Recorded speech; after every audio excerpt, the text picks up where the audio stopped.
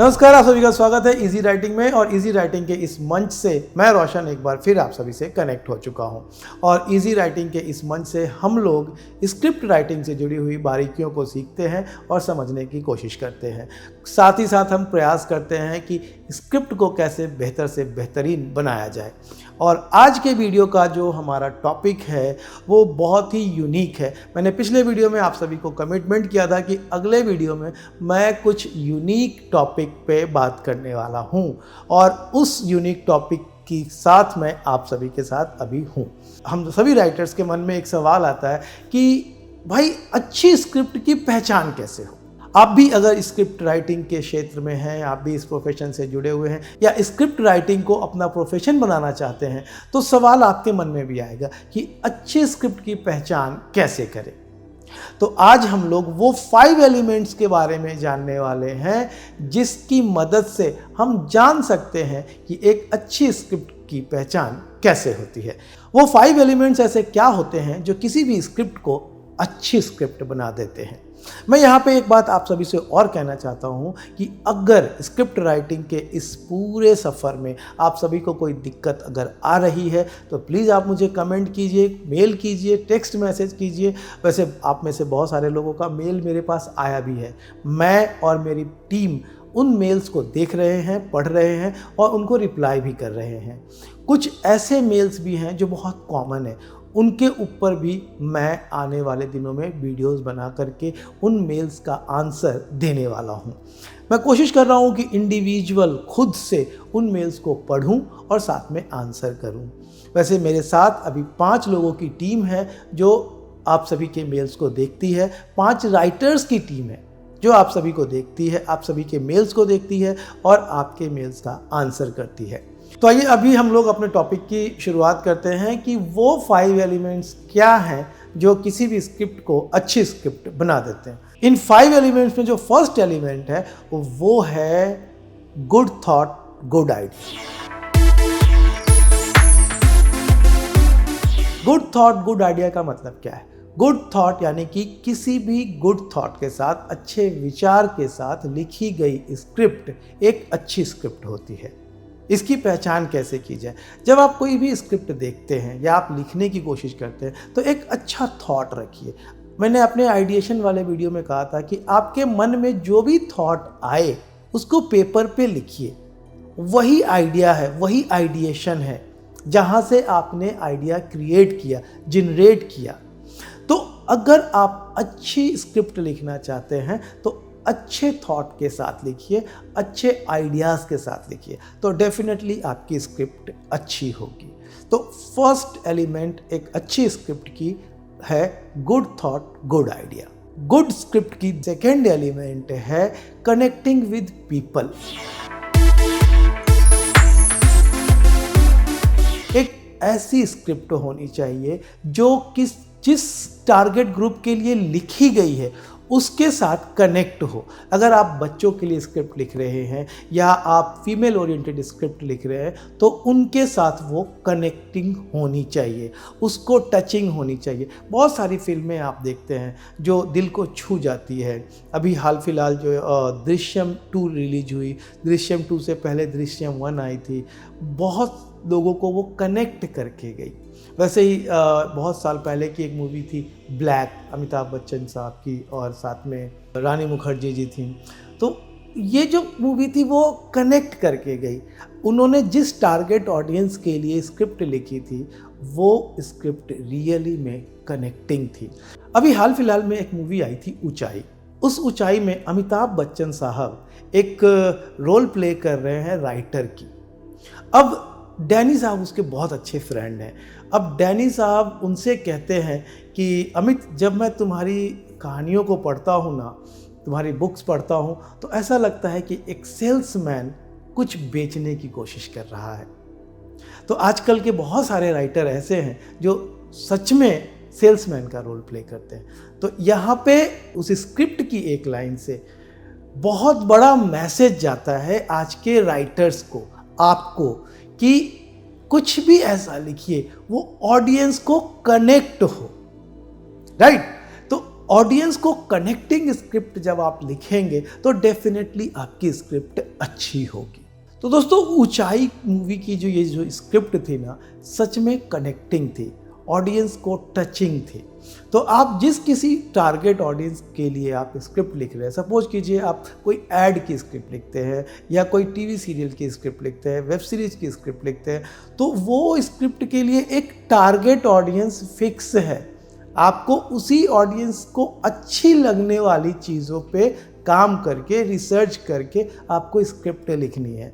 अगर आप बिगिनर हैं, आप शुरुआत कर रहे हैं, तो आपको थोड़ा वक्त लगेगा, लेकिन धीरे धीरे प्रैक्टिस करते करते ये आपके डेली प्रैक्टिस में आ जाएगा। अब नेक्स्ट जो थर्ड एलिमेंट है वो बहुत ही कनेक्टिंग होने वाला है। अब कनेक्टिंग की अभी हम बात कर रहे थे, लेकिन ये कनेक्टिंग आपके साथ है। अब वो कैसे? वो है use of easy words. Yes, use of easy words. बहुत सारे राइटर्स ऐसे हैं जो ऐसे वर्ड्स का इस्तेमाल करते हैं जो बहुत सारे लोगों के ऊपर से निकल जाता है। मैं खुद भी ऐसे राइटर्स के की चीज़ें देखता हूँ, सुनता हूँ, पढ़ता हूँ, तो बहुत सारे वर्ड्स मेरे खुद के ऊपर से निकल जाता है, जबकि कई सालों से मैं राइटिंग में हूँ। तो यहाँ पे आपको क्या करना है? आपको बहुत बड़ी बड़ी किताबें पढ़ने की ज़रूरत नहीं है। आपके पास जो शब्द है, उन्हीं शब्दों की मदद से आप अच्छी स्क्रिप्ट लिख सकते हैं। मैंने हमेशा से यही कोशिश की है कि मेरे पास जो शब्द हैं, पहले मैं उन शब्दों के सहारे स्क्रिप्ट को लिखूं। डिजिटल प्लेटफॉर्म पे भी, यूट्यूब पे, फेसबुक पे या इंडस्ट्री में ऐसे बहुत सारे राइटर हैं जो उर्दू के बड़े भारी भरकम शब्दों का इस्तेमाल करते हैं। अरे भैया, भारी भरकम शब्दों का इस्तेमाल तो आपने कर लिया, लेकिन क्या ऑडियंस को समझ में आया? नहीं। जब ऑडियंस को नहीं समझ में आया तो आपकी स्क्रिप्ट अच्छी हो ही नहीं पाएगी ना। तो आपको ऐसी स्क्रिप्ट लिखनी है जिसमें आसान शब्दों का प्रयोग हो, इसके साथ साथ आंचलिक शब्दों का, रीजनल शब्दों का प्रयोग हो। अब मैंने अपने एक वीडियो में बताया था कि बड़े बड़े राइटर हुए हैं जिनका कोई तोड़ नहीं है, जिनका कोई मुकाबला नहीं है। फणीश्वर नाथ रेणु, मुंशी प्रेमचंद, महादेवी वर्मा, रामधारी सिंह दिनकर, ऐसे अनगिनत राइटर हैं जिनका कोई तोड़ नहीं है हमारे इस पूरे के पूरे भारतवर्ष में। लेकिन ये सभी लोग कनेक्टिंग स्क्रिप्ट लिखते थे। जिनके लिए लिखते थे उनके दिल को छूने वाली स्क्रिप्ट लिखते थे, इजी शब्दों का प्रयोग करते थे, रीजनल वर्ड्स का इस्तेमाल करते थे। मैं भी इजी शब्दों का इस्तेमाल कर रहा हूँ। आप देख रहे होंगे कि मैं हिंदी, इंग्लिश, हर तरह के ऐसे वर्ड्स का इस्तेमाल करना है जो आसानी से समझ में आ जाए। अगर आप कम्युनिकेटिव स्क्रिप्ट लिख रहे हैं, तो अगर आप पंजाबी की स्क्रिप्ट लिख रहे हैं, उर्दू की स्क्रिप्ट लिख रहे हैं, भोजपुरी की स्क्रिप्ट लिख रहे हैं, तो आप उस लैंग्वेज में लिखिए। अगर मैं हिंदी की बात कर रहा हूँ तो हिंदी में बहुत सारे वर्ड्स को आज की तारीख में एक्सेप्ट कर लिया गया है। ऐसे शब्दों का चयन कीजिए जो शब्द आसानी से समझ में आए। भारी भारी उर्दू के, फारसी के शब्दों का इस्तेमाल करना जायज़ नहीं है। थर्ड एलिमेंट क्या था? Selection of easy words. अगर आप इजी वर्ड्स के सहारे स्क्रिप्ट लिखेंगे तो डेफिनेटली आपकी स्क्रिप्ट सबको पसंद आएगी। अपनी इंडस्ट्री के एक बहुत बड़े फेमस राइटर हैं, अफसोस कि मैं उनका नाम नहीं ले पाऊंगा वरना बहुत खामखा की दुश्मनी हो जाएगी, लेकिन मैं उनका बहुत बड़ा विरोधी हूँ। वजह सिर्फ इतना ही है कि वो, एक तो उन्होंने अपने नाम के साथ भी अरबी शब्द को ऐड कर लिया है। आप लोग समझ गए होंगे मैं किसकी बात कर रहा हूँ। वैसे तो हैं वो ब्राह्मण, लेकिन भाई साहब उन्होंने अरबी के शब्द को ऐड कर लिया है, जिसको आम आदमी से कोई लेना देना नहीं है। उनकी स्क्रिप्ट में भी बहुत सारे शब्द ऐसे होते हैं जो आम आदमी को समझ में नहीं आते। बहुत फेमस उन्होंने एक सॉन्ग भी लिखा और बहुत चिल्ला चिल्ला के बोले कि मैंने गालिब के यहाँ से उठाया, गालिब के वहाँ से उठाया। अरे भाई, वो गालिब की क्रिएटिविटी थी, आपने उठा लिया मतलब क्या? चोरी कर ली, कॉपी कर ली। तो ऐसा चोरी कॉपी आप मत कीजिए। अगर आप मेरे से सीख रहे हैं तो प्लीज़ छोटे शब्दों का इस्तेमाल कीजिए, वो अच्छा रहेगा चोरी किए हुए शब्दों की तुलना में, राइट? तो सबसे पहले आपको क्या करना है? ऐसे शब्दों का चयन करना है जो आप खुद समझते हैं और आपको लगता है कि आप जिस टारगेट ऑडियंस के लिए लिख रहे हैं वो समझते हैं। बी क्रिएटिव मतलब क्या? क्रिएटिव तो भाई बहुत वास्ट मीनिंग होता है क्रिएटिव का। बी क्रिएटिव मतलब अपने स्क्रिप्ट में आप एक्सपेरिमेंट करते रहिए।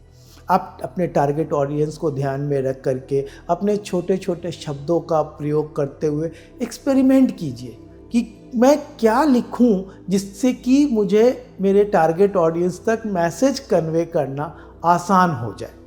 तो एक्सपेरिमेंट जब आप करेंगे, 4 तरीके से लिखेंगे, एक ही थॉट पे, एक ही आइडिया पे आप 4 अलग अलग तरीके से लिखने की कोशिश कीजिए। मैं वैसा ही करता हूँ। मैं अपने आसपास के लोगों को, अपनी टीम मेंबर्स को, जो मैं स्क्रिप्ट मैंने लिखी है उसको पहले सुनाता हूँ, पढ़ाता हूँ। कहीं पे भी प्रेजेंट करने से पहले मैं अपने टीम मेंबर्स को दिखाता हूँ, मैंने ये लिखा है, कैसा लग रहा है। अगर किसी ने कहा कि हाँ सर ये अच्छा लग रहा है, किसी ने कहा नहीं नहीं सर इसमें, और मैं सामने वाले को पूरी फ्रीडम दे देता हूँ कि बताओ कि ये कैसा है, ये स्क्रिप्ट अच्छी लग रही है, ये स्क्रिप्ट अच्छी नहीं लग रही है। तो सामने से मुझे फीडबैक आता है। एक अच्छा क्रिटिक भी हमें हमारी मदद करता है खुद को इम्प्रोवाइज करने में, राइट। तो अगर आपको कुछ ऐसा मिलता है, कोई आपके फ्रेंड हैं, आपके आसपास के लोग हैं, उनको बताइए। एक ही थॉट पे, एक ही आइडिया पे आप 4 अलग तरीके से, 4 नहीं लिख पाते, 2 अलग तरीके से लिखिए। कुछ भी एक थॉट है, कुछ भी एक आपके मन में विचार आया है, कुछ भी एक आइडिया आया, उसके ऊपर आप 2-3 अलग अलग तरीके से लिख करके अपने आसपास के लोगों को वो चीज़ सुनाइए। अगर आप ऐसा करेंगे तो उसका बेनिफिट ये होगा कि सामने वाले का फीडबैक आपको मिलेगा, आपको इम्प्रोवाइज़ करने का मौका मिलेगा।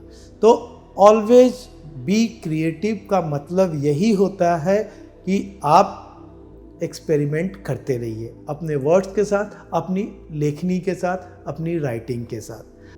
अब लास्ट जो 5th एलिमेंट की बात मैं करने वाला हूँ वो भी बहुत ही इम्पॉर्टेंट एलिमेंट है। उसके बगैर स्क्रिप्ट अच्छी नहीं बन सकती है। अब वो 5th एलिमेंट है स्मॉल सेंटेंसेस।